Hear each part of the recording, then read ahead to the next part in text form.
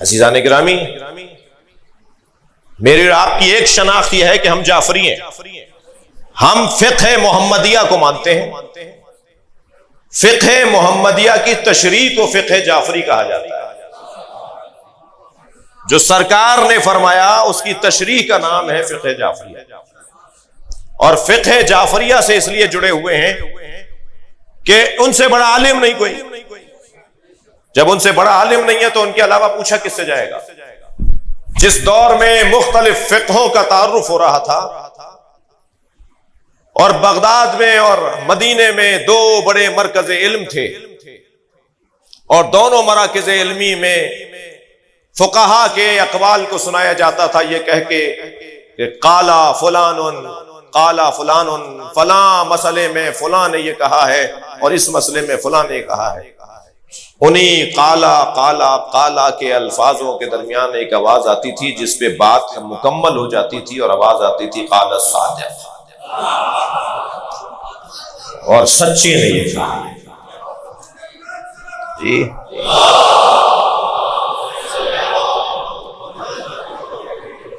مضبوط ترین قول۔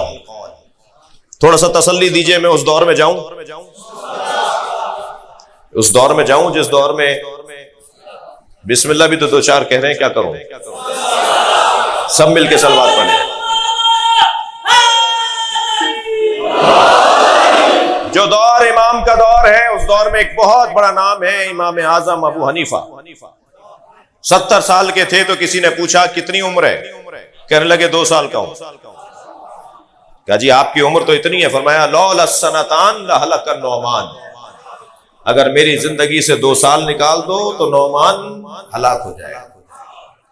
2 سالہ جو خدمت کی ہے امام سے سیکھا ہے۔ امام نے ایک دن بلا لیا انہیں، دسترخوان پہ بٹھایا، اپنے ساتھ کھانا کھلایا۔ کھانا کھلانے کے بعد جب امام نے دعا فرمائی تو امام نے فرمایا الحمدللہ اللہم ھذا منک ومن رسولک، یا اللہ تیرا شکر ہے یہ جو ہم نے کھانا کھایا ہے یہ تیرے اور تیری طرف سے ہے اور تیرے رسول کی طرف سے ہے۔ تو حضرت امام اعظم ابو حنیفہ کی آواز آئی اللہ اتجعل مع اللہ شریکا، آپ نے اللہ کے ساتھ رسول اللہ کو شریک بنایا ہے؟ میرے مولا کی پیشانی پہ بل آ گئے۔ فوراً فرمایا کیا تم نے قرآن میں نہیں پڑھا؟ یہ اللہ کا فضل ہے جو رسول کے ذریعے سے ملتا ہے۔ جس کے ہاتھوں مل رہا ہے تم اس کا انکار کرو گے؟ جس کے ذریعے مل رہا ہے تم اس کی ادب نہیں کرو گے؟ پھر حضرت نے فرمایا تم نے فتویٰ دیا ہے قیاس کی بنیاد پر۔ کیا جی ایسا ہی ہے؟ حضرت نے فرمایا اگر قیاس کر کے فتویٰ دو گے، ایک مسئلے کی علت کو دوسرے مسئلے کے ساتھ جوڑو گے، تو پھر کیا خیال ہے؟ بول زیادہ نجس ہے یا آب پشت؟ بھائی ممبر کی زبان ہے وہ چھوڑوں گا نہیں میں زبان، یہ خود سمجھیں گے بچے کہ مولانا آب پشت کسے کہہ رہے ہیں، پوچھ لیں گے اپنے بڑوں سے۔ امام نے فرمایا بتاؤ آب پشت زیادہ نجس ہے یا بول؟ کہا بول زیادہ نجس ہے۔ حضرت نے فرمایا بول آنے پر غسل واجب نہیں ہے، آب پشت کے آنے پہ غسل واجب ہے۔ تو غسل تو وہاں واجب ہونا چاہیے تھا کہ جہاں زیادہ نجاست ہے۔ خاموش۔ حضرت نے فرمایا کیا فتویٰ دو گے یہاں پر؟ مقایسہ کرو پھر غسل واجب کرواؤ سب۔ جب بھی کوئی دن میں 10 دفعہ بھی اگر بول کرنے جائے تو ہر دفعہ پہ غسل کر کے آئے۔ حضرت نے فرمایا نماز افضل ہے یہ روزہ؟ کہنے لگے نماز۔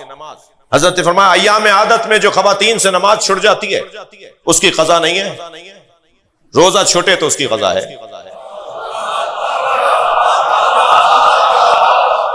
نماز افضل ہے تو نماز اللہ پڑھواتا دوبارہ جی، مگر نماز اللہ معاف کر رہا ہے جو ان ایام میں 3 4 6 دن میں چھٹ جاتی ہیں، اور روزہ اگر ان دنوں میں چھٹے تو دوبارہ رکھنا ہے۔ تمہارا فتویٰ کیا کہتا ہے؟ خاموش جی۔ حضرت نے ایسے 18 سوال کر ڈالے۔ حضرت نے فرمایا خبردار اول من قاسا ابلیس، خبردار قیاس نہیں کرو۔ حق میں صلوات پڑھے محمد وآلہ محمد۔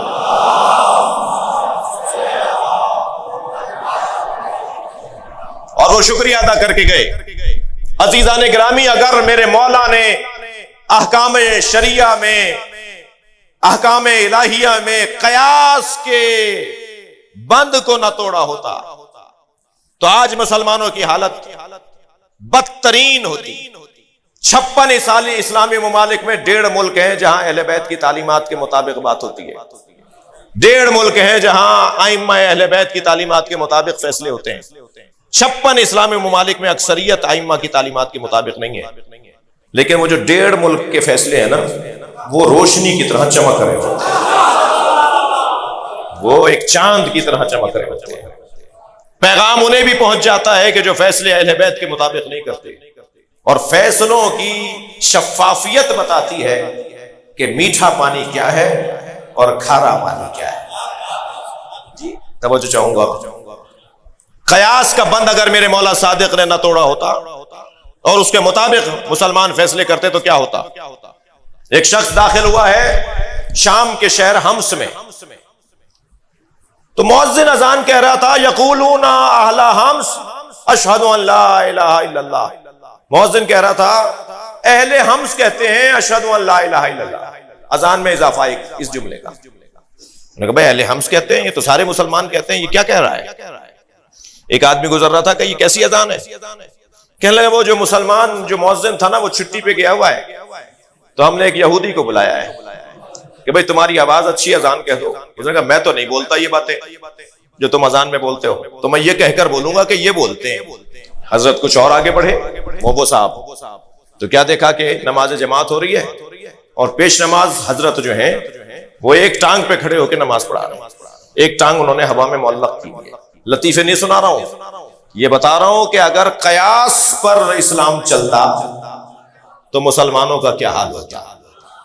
یہ تو روک دیا میرے مولا نے، ایک ٹانگ ہوا میں ایسے لٹکائی ہوئی ہے، اٹھائی ہوئی ہے، ایک ٹانگ پہ کھڑے ہو رہے ہیں، کبھی گر رہے ہیں کبھی سنبھل رہے ہیں، مگر نماز پوری کرا رہے ہیں۔ ان صاحب نے پوچھا بھائی یہ کیا ماجرا ہے؟ کہنے لگے یہ آ رہے تھے مسجد نماز پڑھانے کے لیے، رستے میں چھینٹ لگی، ان کا ایک پیر نجس ہو گیا تو نجس پیر کو علیحدہ کر دیا ہے، یہ پاک پیر پہ کھڑے ہو کے نماز پڑھا رہے ہیں۔ سبحان اللہ۔ کچھ اور آگے بڑھے تو ایک آدمی کو باندھ کر لٹایا ہوا تھا اور 40 آدمی نماز جنازہ پڑھ رہے تھے، اور پیش نماز آگے کھڑا ہو کے تکبیر کہہ رہا تھا اور وہ لیٹا ہوا کہہ رہا تھا میں زندہ ہوں، اور پڑھا ڈالی انہوں نے نماز جنازہ۔ جب نماز جنازہ پڑھا دی تو انہوں نے پوچھا حضور یہ کیا ماجرا ہے؟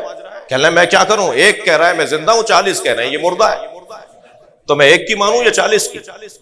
افغانستان میں ایک جنازہ لے جا رہے تھے، کہا کھول کے دکھاؤ چہرہ کیا ہے، تو اس کی داڑھی نہیں تھی جی، تو 20 کوڑے مارے ہیں میت کو۔ یہ آج جسے آپ ہم اس لیے آپ ہنس رہے ہیں مسکرا رہے ہیں کیونکہ آپ اس وادی کے نہیں ہیں جس وادی کے وہ ہیں۔ مذاق بن کے رہ جاتا اگر ائمہ اہل بیت نے، خاص طور پر امام صادق نے قیاس کو نہ روکا ہوتا، بگاڑ دیتے۔ یہ تو ویسے ہی اسلامیات میں اسرائیلیات لانے والے لوگ ہیں جی، اسلامی تعلیمات میں اسرائیلیات کو بھر دیا۔ شرمندہ ہوتا عالم اسلام، مسلمان شرمندہ ہوتے اگر اہل بیت نہ ہوتے۔